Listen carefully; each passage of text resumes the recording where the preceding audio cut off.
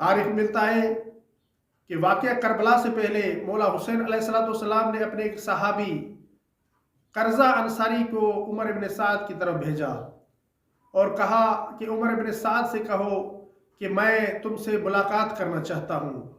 और कर्जा अंसारी उमर इब्न साद के पास गया और उमर इब्न साद तक इमाम मज़लूम करबला का पैगाम पहुँचाया।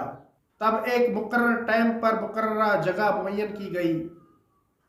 इमाम हुसैन अलैहिस्सलाम अपने 20 साथियों के साथ उस जगह पर पहुँचे और उमर इब्न साद भी अपने 20 साथियों के साथ उस जगह पर पहुँचा।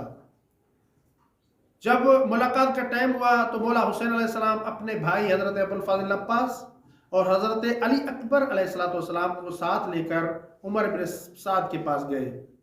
और दूसरी तरफ से उमर इब्न साद अपने बेटे और अपने गुलाम को लेकर मौला हुसैन अलैहिस्सलाम की खिदमत में आया। मौला हुसैन अलैहिस्सलाम ने उससे कहा कि तू मुझसे जंग क्यों करना चाहता है? तू खुदा का खौफ नहीं करता? तुझे आखिर खुदा की तरफ जाना है। और फिर मौला ने फरमाया कि मैं तुझे दावत देता हूं कि तू मेरे लश्कर में शामिल हो जा। तब उमर इब्न साद ने कहा, ए हुसैन, अगर मैं आपके लश्कर में शामिल हो गया तो मेरा घर लूट लिया जाएगा, मेरे घर को तोड़ा जाएगा। और फिर मौला हुसैन ने फरमाया कि अगर तेरा घर गिर गया तो मैं हुसैन जमानत देता हूं कि तुझे तेरा घर बना कर दूंगा। तब उस मलून ने कहा कि अगर मैंने आपकी मदद की तो मेरा माल और असबाब लूट लिया जाएगा, जो भी मेरी मिल्कियत है वो लूट ली जाएगी। तब मौला हुसैन अलैहिस्सलाम ने फरमाया कि तेरा जो भी माल जाएगा, जो भी माल तेरा ज़ाया होगा, मैं उसका अज़ाला करूंगा। मेरा एक बाग है तो वो बाग मैं तुझे देता हूं। उमर इब्न साद खामोश हो गया और फिर कहने लगा, ए हुसैन, अगर मैंने आपकी मदद की तो मेरी बीवी बच्चों को कत्ल कर दिया जाएगा। और फिर मौला हुसैन अलैहिस्सलाम ने कहा कि मैं ज़मानत देता हूँ कि तेरी बीवी और बच्चों को कुछ भी नहीं होगा। लेकिन वो मलऊन खामोश रहा क्योंकि उसके पास कोई जवाब नहीं था, क्योंकि वो हुसैनी लश्कर में शामिल नहीं होना चाहता था और उसके पास इतनी सलाहियत नहीं होती कि वो इमाम हुसैन के लश्कर में शामिल हो सके।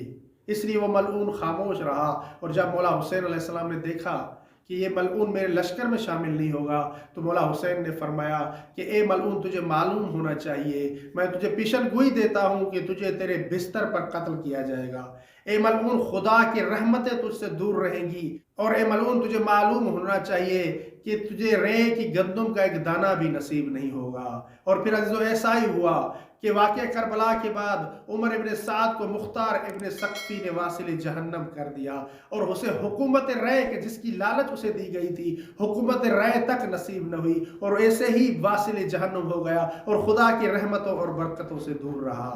अगर हमारी ये वीडियो आपके लिए हेल्पफुल रही है तो हमारे चैनल को सब्सक्राइब कर लें और वीडियो को लाइक भी कर लें ताकि हमें इस जैसी और वीडियो बनाने के लिए मोटिवेशन मिल सके।